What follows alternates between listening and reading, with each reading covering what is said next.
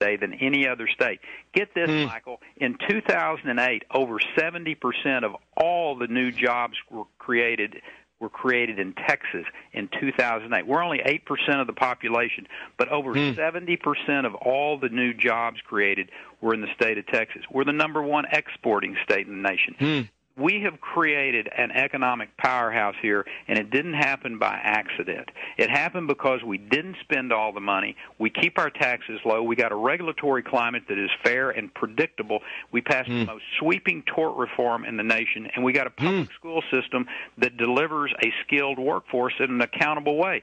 Then we get out of the way and let the private sector do what the private sector does best, and that's create wealth and jobs. That's the way you build a country. That's the way you build a state's economy. God, I feel as though I'm speaking to someone who understands what America is instead of someone who wants to turn us into a new Cuba. Governor Perry, I won't take up any more of your valuable time, but this is a blockbuster, important story for me. I've learned a lot today. I have faith that there is hope in this country, genuine hope, as opposed to just the slogan called hope. And I pray that you're successful in this campaign. And I will hold this out that if you ever do decide to make a move in the direction that I suggested, I will do everything I can to raise money for your campaign because I've done it before and I'll do it again. Well, God bless you. I'll take you up on that, but only for running for the governorship of the state of Texas. I'll tell you what, I'll do that anyway. And I hope to see you one day. You're doing a great job. God bless you. Thank you very much for being on the show. Bye. Well, there it is. So we have one governor who has dared to stand up to the juggernaut of radical left-wing intrusion by the federal government. You heard Governor Perry speak directly to you on the Savage Nation today. If you have comments on Governor Perry, his position, if you have comments on Big Sister trying to put you on watch lists as a right-wing radical, if you oppose abortion, if you oppose homosexual marriage, if God knows you oppose any of the agenda items of the new Cuba under Obama, you may be on a watch list. I'll be right back.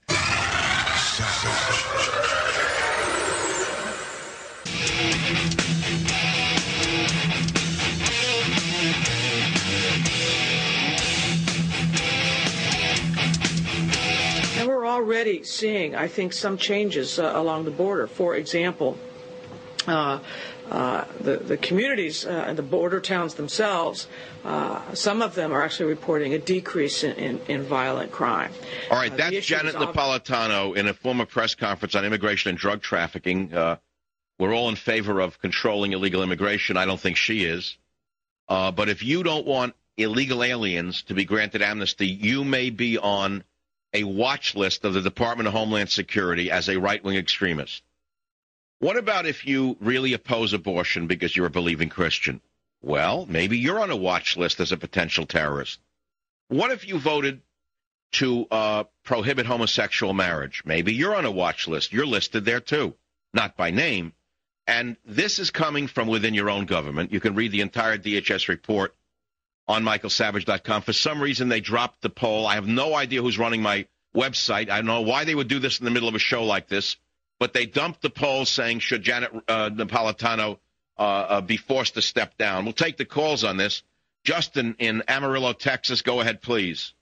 Hey, Michael, how you doing today, bud? Go ahead, friend. Yeah, I was listening to you earlier at the beginning of the show.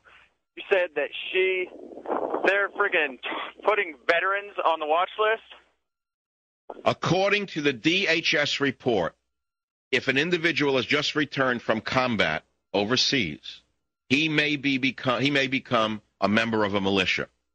Talking about men and women. That's correct. That is correct. I am not making it up. That means that the U.S. Navy SEALs who just killed the pirates could go on a U.S. Homeland Security watch list under Janet Reno. Well, I guess... Yeah, that's right. That's right. It's that crazy.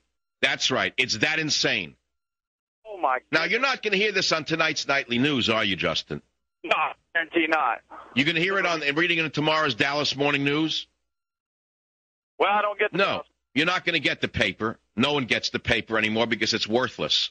And now you know why they're targeting talk radio. Arizona, James, you're on the Savage Nation. Go ahead, please. Yeah, Dr. Savage. Apparently I fit the criteria for that right-wing extremist, too, having come back from overseas myself. Anyway, the original reason that I was calling was nobody so far has caught on today with what Barack Obama said in his speech this morning as far as who he is blaming for our economic woes.